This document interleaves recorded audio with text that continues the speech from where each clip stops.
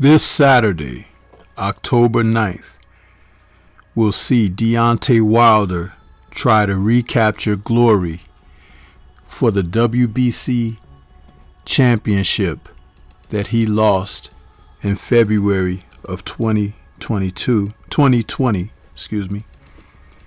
against Tyson Fury as they go for their third and final bout.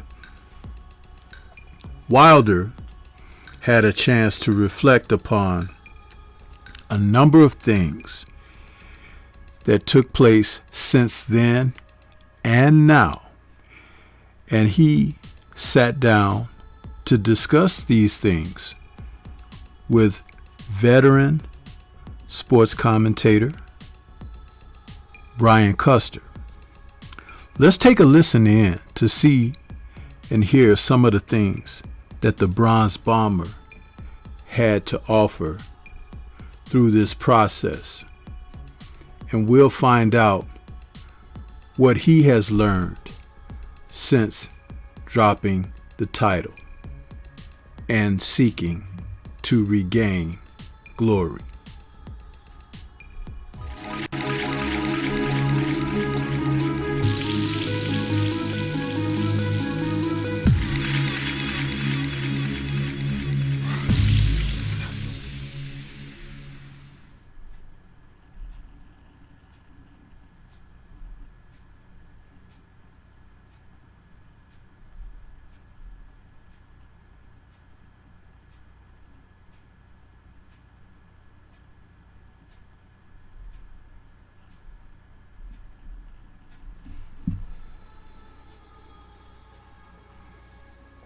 The Bronze Bomber is back, and he's back with a vengeance.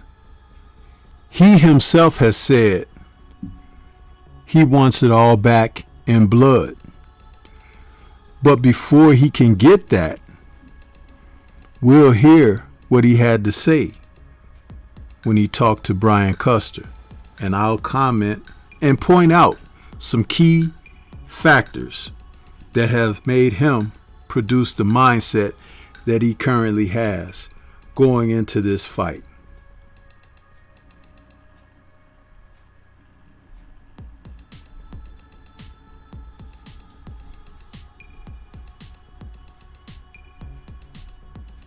The Bronze Bomber, he is Deontay Wilder. D, it's been a while. Welcome back to The Last Stand. What's going on, brother? How you been? Great. Hey, let's jump right into it. October 9th, you finally get right back into the ring with Tyson Fury. What have you been doing differently, let's say, for this fight that maybe you didn't do for the first two? One thing for sure, I got all my brothers with me. You know, they're all with me full time, and when I have all my brothers with me, it's just magic happens because we have that inner brotherly love that can't be replaceable. You know, a lot of guys seek this, when they have a union of men come together and you have them all, everybody on one accord, everybody on the same page, and everybody know how to stay in their own lanes. Sometimes when you get certain people around, people automatically, the terminology is to say you have yes men's, but that's But with my guys, it's no such thing as that. Everyone know their part, and like I said, everybody stay in their lane, and it's just love. It's just so much love that, man. It's just I'm always talking about that four-letter word, LOVE, and we have it, and that's one thing that I was missing, because sometimes you can get so far in your career that you can have people that's right on your nose that get jealous of you. For whatever reason, we all have, I wouldn't say we all, but some people have their own reasons of why, they envy a person or whatever the case may be. But I know for sure that I have nothing but love and protection, good spirit guys, great energy guys, and guys that'll protect me. My guys, it's a lot of things that's been said, and a lot of things that will be said, but I don't listen to a lot of naysay. I don't listen to naysay. I don't read a lot of things and whatever. And most of the time they come back to me with certain things and they all flamed up and stuff. And I always tell people, it ain't me you have to worry about, it's them and everybody else on the outside, you know, because you just never know who's listening and who you're talking to. They may have that connection to that person that you're talking to. You don't even know. You see, for the champ to speak on things like this, you have to understand first and foremost, he's a genuine man. He always has been. And that is rare in the world today, let alone talk about the professional sport of boxing. But you listen to his words. You listen to where he comes from. He speaks from the heart. He's a genuine person. And he's a personable man. But when he suffered his loss in February of 2020, he was betrayed. Let that sink in for a moment. He was betrayed, people. So when you talk about love, remember, being from a minister family, Deontay takes love at face value for what it's supposed to mean. They say God is love. It is said God is love. Scripture teaches God is love. So love is something that's important to Deontay. But also with everything that has transpired, he understands the deep, dark place of betrayal. Understand that betrayal can come from a distance and it can come from up close and personal. He's experienced both, from the Fury side, of which he extended the opportunity for Fury to have a life in the sport of boxing again after falling into the depths of darkness on his own doing. Deontay was genuine enough to do that. Fury betrayed him. Now, on the professional side of things, people within his own camp betrayed him. So when he speaks about this love, you have to understand that he had to reevaluate things and to shuffle the deck, so to speak, and get some people in who genuinely care for him, have love for him, and are willing to extend themselves enough to show that, so it will be reciprocated. So in this week leading up to the fight, in the various interviews that he's done, and he's conducted a few, he's spoken about this factor tremendously, but I don't believe people are really taking it to heart. So you do have to pay attention to what he's saying. Now, he was asked about the third fight and if he had any doubts that there would be a third fight. And just like the trooper he is, he allowed himself to open up about that as well. Just take a listen to what he had to say on that. Power amongst the world, and it's going to be great. I don't take nothing for granted, you know, and I've been working very hard. And it's one thing for sure, he don't want it as bad as I. And I damn sure know he ain't been training as hard as me. So stay tuned, babe. October the 9th, it's upon us. Before that arbitrator had ruled that you had a contractual right to a third fight, you know, Fury had already agreed to this Anthony Joshua fight. At any point, did you have any doubt that this fight would happen? I mean, if you saw me right now, how I'm sitting and got my legs crossed, my dogs is done, they looking all pretty and smelling good. You know, you will see that I didn't have no worries, because what they was talking about, all that signing and Joshua and him fight, that was bogus talk. That was never gonna happen. You know, when you have a white paper and black ink to that paper, and you sign that paper contractually, it's hard to get out of that, Brian. Even the top lawyer in the world can't get you out of that. And so with that being said, you know, all that stuff was just propaganda, man. That was never gonna happen, and you know, and you had so many foolish people to believe that, you know, and if you won, then raise your hand. You see, those are genuine words from a man who took the ideology of what he was dealing with and dealt with it judiciously.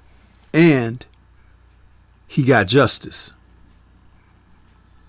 And that's how it works, people.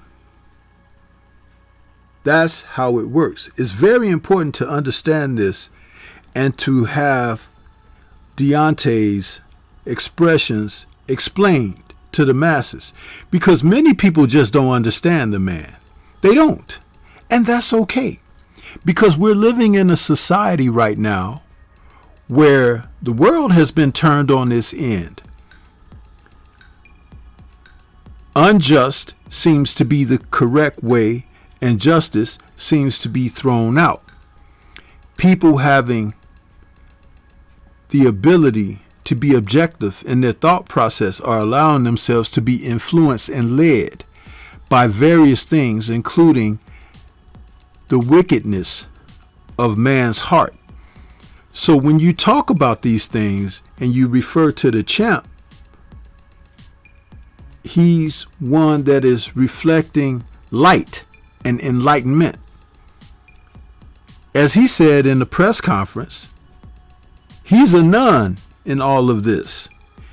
And some people might think nun, N-U-N, as in a minister through the church. But it also can be none as in N-O-N-E, as in none of this applies to him. Think about it. It's something when you have someone who can represent in the manner that Deontay does and is participating in such a violent sport, you see, where a man lays hands on another man and try to render him senseless through violent physical contact. But it helps us to understand. So when we talk about his genuineness, think about it this way as well. As Custer spoke with him about the possibilities of there being any sincerity behind Tyson Fury really having COVID when he pulled out of the original July 24th date. And this is what the champ had to say about that. And please just listen closely, because he gives a tremendous response to that. You see, when you don't listen to a person and take their words at face value, you're subject to stumble upon the understanding of that individual, especially if the truth isn't in you.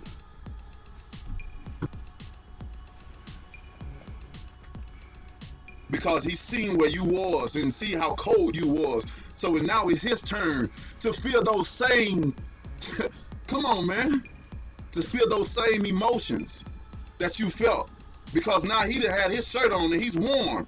So now it's my turn to give it to you and let you cool off and let you warm up a little bit. Or let you warm up a little bit when you've been cold. And now I'm going to endure your pain. And when you warm up, we can switch back over. That's somebody that loves you, man. People use that word so loosely, and they know they don't love you. But that's just sometimes a terminology to say in the midst of certain situations and things. When we meet people, I love you. But don't tell me you love me if you don't really mean it. Because I ain't going to tell you I love you if I don't really mean it. You know? And that's just the difference, man. People got to understand. And when you know, you know. And, man, It's amazing, bro.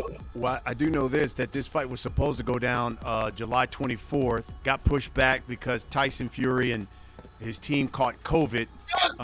I saw. I know you've been kind of. What's going to happen at?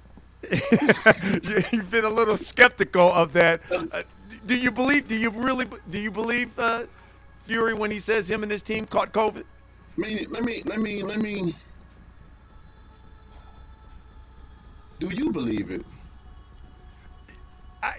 I'm one of those guys. I can only believe what you tell me. So if you tell me you got COVID, I'm gonna take you at your word. But I'm sure you probably have more insight than I do when it comes to obviously your opponents and their camp. So I guess that's my question. Do you believe that Tyson Fury and his camp had COVID and that's why they pushed it back? So someone can tell you anything and you will believe what they say. Well, I won't go that. Also, look. So they will believe what although you may have certain facts or may have seen certain things of their character, because character speaks volumes. Certain people are getting judged because of the color of their skin and stuff. Now that's different to be judged by something that you don't know. You know what I'm saying? Of that person, you just looking at him, and because he looks a certain way, or carries him or herself a certain way, and you want to judge. But when that person have showed their character, not once, not twice, but it's like a snowball effect. And as over time, a snowball can be small, but during the duration of time, as it started to roll, it get bigger and bigger. And when you see that, and that person says something, do you believe that? Listen, man. The champ puts it out there, and he is exercising restraint because, as he said, the Bible tells you that silence is golden. So he's choosing his words admirably well. This whole thing is about truth, not a person's truth, but the truth, factual happenings. That's why I decided to come behind this and help pontificate the facts of what he's sharing here, because he is misunderstood. Yeah, very much. And being so real in a time of so much alternate reality, he sticks out like a sore thumb. We have to pay attention to things as information is given to us. A lot of times, people just have no clue. We'll take it through further and allow him to speak on this a little more, and then he's going to be asked about Anthony Joshua and the fight that he had with Usyk. Listen to what Champ has to say. Do you believe them? No, you raised a good point. let it, so we'll let that marinate a little bit. I want you to hear what, and I guess the question is, what did you think of Alexander Usyk's domination of Anthony Joshua? I'm gonna put it like this, Brian. It's a difference between one being made to be or do something than someone being born to be or do something. And I'm gonna let that marinate as well. Because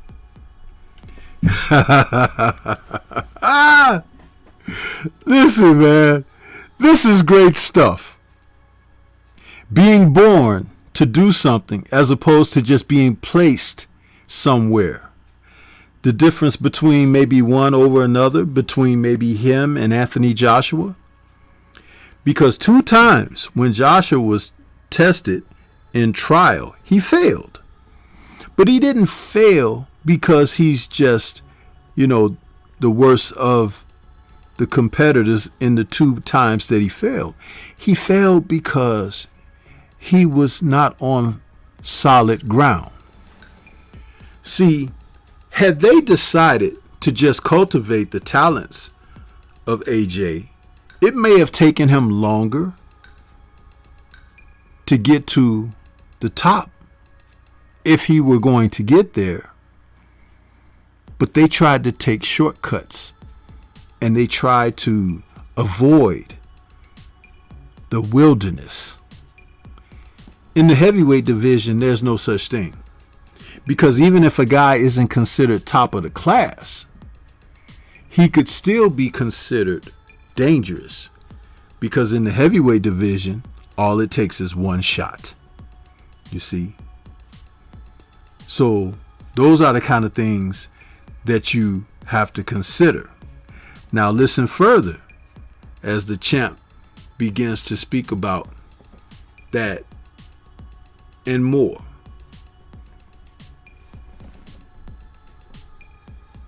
Usyk cruiserweight comes up, puts on 20 pounds, and was still, a good 20 pounds smaller than Anthony Joshua, but he just outboxed him, landed some big shots in that, and listen, late in that fight, he had Joshua against the ropes, and it looked like he was going to take him out. Were you surprised that Usyk handled Anthony Joshua in that fight? I wasn't surprised. I wasn't surprised at all for the simple fact when you go back and look at Ruiz and what he did and how he did it, and you go back into this fight, I consider Usyk a lot better than Ruiz. He's definitely taller, but the thing about it, he's a southpaw that's doing it. And we know for sure Joshua has in my knowledge, has fallen on one southpaw. Because southpaws can be tricky, and Usyk is a southpaw, and he got good movement as a southpaw. I do feel that certain heavyweights that he would have a problem with, we've seen him, come into fights and have problem with different heavyweights, just like Tim Witherspoon. I think if Tim Witherspoon had a little bit more stamina and was able to, fully train, because I heard he didn't have too much time to train, but have fully trained, and the guy that's been sitting out for that long of a time that he did and come in and did what he did, if he had a little bit more stamina, we probably would have seen a different outing in that fight, him coming in. And you see Tresora, he did an amazing job as well with him. So we know Usyk, have certain problems with certain heavyweights. But in this division, you have to have a heart of a lion. You have to have the courage and the mindset of a beast. You got to believe that you are the best. You have to go in and say, it ain't about being cocky or arrogant. And that's what people get it wrong in this sport. That's why the percentage of a negative 0.001 percentage of people that will do this and won't do this. And the people that won't, and the percentage is way lower than the people that won't do this than the people that will do this, because they don't understand boxing. They'll never get in a warrior sport like this. But you'll have everybody in the world want to put their opinions about it, or they'll say certain things. Oh, you did this, or trainer, or he don't have no skills, he don't do this, but they would never ever get off of their couch. They would never ever get off of their computers. They would never ever be able to would never ever get in there and do what you did. Not even on your worst night would they be able to accomplish. Not even just the smallest goals that you accomplish in boxing would they ever be able to do it, because they're cowards. You see, right now, he has just defined a number of his critics and those who, after he suffered the loss to Fury in the second fight, said, oh, he's done. he should go sit down and retire somewhere. That's not how boxing works. In boxing, you give as good as you get. And sometimes when a fighter is bested, that's when we really see the championship metal come out. To want to go back and do it again because you feel that you can do better. Not because your promoter and management want to run it back for the belts. Because even in everyday life, we don't have belts to fight for, but we have values, ethics, virtues that are challenged every day. Champ understands these things, and he understands critics and where they come from. And as he said, they will never get off the sofa to try to do what he does. And in the event that they do give that a chance, they'll be sent right back.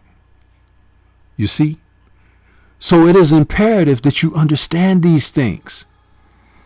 And when you listen to someone who's experienced at knocking someone's block off, who better than he can tell you about these things? You see? There's no faking and fronting here. These are realistic, honest assessments. This is what makes the champ a special person. Special. And it's going to take a lot of people some time. Because when he's no longer around, that's when people are going to recognize that Deontay Wilder was really something, man. I mean, what a champion. You see? What a valued spirit. What a leader. What a role model. What a figure to look up to. And on Saturday, October 9th, we expect Tyson Fury to also find that person to look up to, because that's where he's going to find himself physically and figuratively on the canvas. This is Stormy B Man. Leave thoughts. Let me know what you think about this particular editorial on Deontay Wilder.